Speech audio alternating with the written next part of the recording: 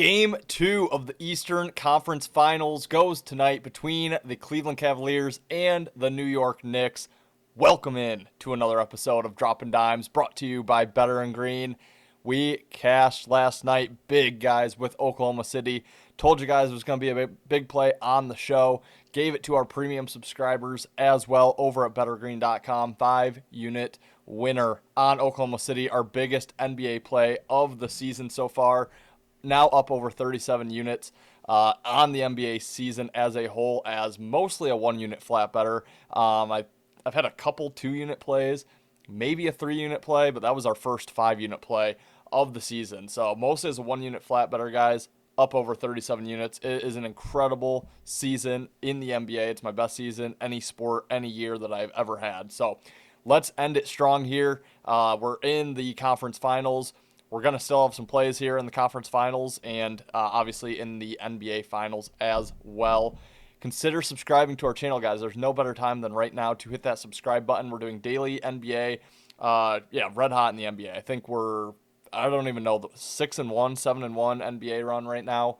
And then going back, it's like, I don't remember the exact run that we were on. I think it's 6-1 though for short term. Long term is like 17-7 or something like that.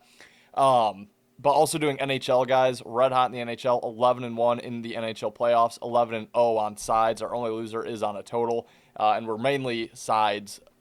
We basically only handicap sides in the NHL. So 11-0 there, and still doing very well in baseball. 10-7 over the last month in the MLB. So consider subscribing, guys. Now is a great time to do so. If you like this video, hit that like button. Leave me a comment down below. Let's get to 10 likes, guys, and let's, if you have something to say, if you have a play in this series, if you tailed me on Oklahoma City, let me know. Really appreciate all those comments. While you're at it, too, ring that bell for instant alerts. You won't miss any of our free play videos once they go live. Let's get into the game for tonight. It's an 8 o'clock Eastern start time on ESPN in Madison Square Garden here. The Knicks minus 6.5 points. Same line that they were in Game 1, over under 216.5. Game 1 was crazy. We gave out the Knicks minus the points in that one, looked dead on arrival, and massive comeback on the back of Jalen Brunson to force overtime, ultimately win and cover, won that game by 11 points. It was not the right side. The Knicks got pretty well dominated for really about 40 minutes of that game and end up playing very well late and in the overtime period to get the win. That being said, part of the reason we liked the Knicks was the fatigue factor for the Cavs. So to see that the Cavs fizzled out there late and then had nothing to give in overtime, that didn't shock me. The comeback shocked me. It was a huge comeback, 22 points, I believe. But the fact that Cleveland fizzled out, that was part of the handicap there. And, that sticks around here for Game 2. It's only 2 days later. Now they had to play an overtime game on top of the Game 7, on top of the last series that went to 7. I mean, I just think the Cavs are running out of steam here. The Knicks way more rested. It showed there late in that game in overtime as well. If I'm playing this game, I'm laying the 6.5 points with the Knicks again here because I think the Cavs are even more fatigued than what they were, in game number 1. They were kind of riding that momentum off of that Game 7 victory, hadn't gone back home, which, could have been looked at as a negative. It also could have been looked at as a positive, just kind of a road trip where they're playing on house money, or not really house money, but on adrenaline. And, that carried over into, at least the first half, really the first 3 quarters of game number 1. Now, I don't know how they pick themselves back off the mat. I think the fatigue really starts to show itself. I think it really starts to set in for these players. Haven't been home in quite a while because they did go to Detroit for Game 7 and then straight to New York. And now you've blown, they know how important game number 1 was to get that win off of their chest on the road in Madison Square Garden. They have not been a great road team so far this postseason, and they let it slip in a very bad way. So now you can start to feel the fatigue if you're Cleveland. You've just let your opportunity slip away. You're playing Game 2. Knicks have all the momentum. I just don't know how Cleveland picks themselves up off the mat in this one here. I think the Knicks, we mentioned it in Game 1. I think they're hungry for an NBA Finals appearance. This team has been in these situations multiple years in a row and just have not quite gotten there. Boston's kind of been a thorn in their side. Some of these other teams that, the Pacers last year end up making it to the finals, these teams aren't around. They have to just get through the Cavaliers, and they are in the NBA Finals. And I told you in game one, that's who I think represents the East in the finals. I do obviously still think the Knicks win the series.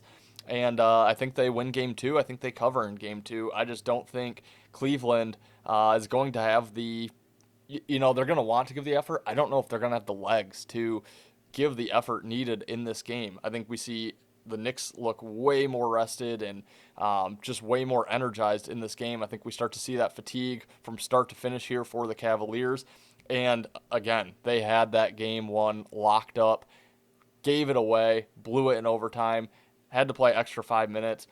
I just don't know how they picked themselves back up. I think that was just really a gut punch here for the Cavaliers. So I like the Knicks in this game, guys. I would lay the points here with New York minus the 6.5. I think they win. I think they cover. Honestly, I think this could be a shorter series. I think the Knicks could win this one in 5 games. I think that victory for them was absolutely massive moving forward. So, yeah, I would lay the points with the Knicks in this game. Also, I do think Public's going to get there on the Cleveland side, and we've mentioned it. I don't blindly fade the Public here, but in the NBA playoffs, if you're lined up against the Public, more times than not, it's kind of confirmation a little bit. But I think people will line up on the Cavs. The Cavs were beating the Knicks, like I said, for more than 3 quarters handily, and then just blew it late there. So I think people are gonna, see that they can catch 6.5 with the team that played better the majority of the game, and jump on the Cavs to bounce back, kind of in a zigzag method. I don't think it happens tonight, guys. I like the Knicks. Think they win it big. Think the Cavs look really tired. I would lay the points with the Knicks. So, guys, that will wrap it for Thursday's episode of Droppin' Dimes. Again, Knicks minus 6.5. I think I'll probably have a play on the Knicks. It's only going to probably be a 1-unit play. Like I said, hit the 5-unit on Oklahoma City last night. Really happy that cashed, but think this will only be a 1-unit play for me, but I do really like the Knicks in this spot here tonight. Thanks for watching, guys. Good luck tonight. We'll be back tomorrow for another Western Conference game between the Thunder and the Spurs in San Antonio. Cannot wait for that game. I already am eyeing a play in that one as well. So really looking forward to that. Again, if you have not subscribed to our channel, consider doing so. Tell your friends about us. Ring the bell for instant alerts. Hit the like button. Leave me a comment. Did you tail me on OKC? Would love to hear it. Good luck tonight, guys. We'll see you tomorrow for another episode of Droppin' Dimes, brought to you by Better and Green.